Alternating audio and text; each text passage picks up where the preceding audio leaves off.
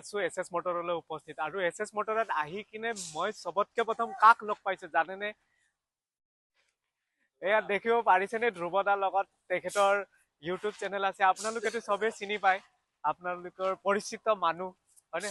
ধ্ৰুৱদা কেনে? আচলতে মেইন কথা ক'ব গ'লে এছ এছ মটৰছত মানে কম দামত গাড়ী পায়, ভাল গাড়ী মানে। ধৰি লওক বেলেগ শ্বৰুমত যদি যিখন গাড়ীৰ দাম 5 লাখ টকা লগাব 22-23 চনৰ, এছ এছ মটৰছত মানে সেই গাড়ীখন হয়তো আপুনি 3 লাখ টকা 3.5 লাখ টকাৰ ভিতৰত পাই যাব।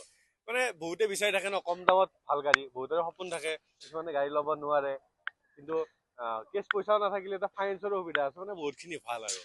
আচ্ছা, আৰু তাৰপিছত মই জানিব বিচাৰিছো ধ্ৰুৱদা কি আমাৰ এছ এছ মটৰৰ ষ্টাফৰ ব্যৱহাৰ মানে গাড়ী দেখুৱাৰ ব্যৱহাৰ মানে গোটেইখিনি ফ্ৰেণ্ডলি, নোকোৱাৰ কুৱেশ্যনটো ভালকে নোকোৱাৰ আগতে মই কৰিছো, গোটেইখিনি ফ্ৰেণ্ডলি হয় আৰু ইয়াতে যিটো দাম কয় সেইটো দামতে দিব, তেনেকুৱা নহয়, অন টেবল নিগেচিবল হৈ যায়।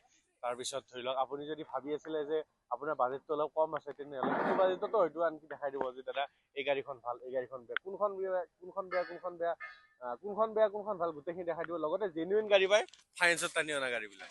তো আপুনি আমাৰ তাত আহি কিনে ভালে পাইছে ন? একদম মইতো কোনোবা যদি গাড়ী যদি কয় যে কমাৰ্চিয়েল গাড়ী ক'ৰ পৰা ল'ম, মই direct come S S Motors. তো ধন্যবাদ থাকিল দাদা আপোনালৈ আমাৰ ইয়াতে অহাৰ কাৰণে আৰু এছ এছ মটৰ্ছৰ ৰেগুলাৰ আপডেট দিবা। ধন্যবাদ দাদা।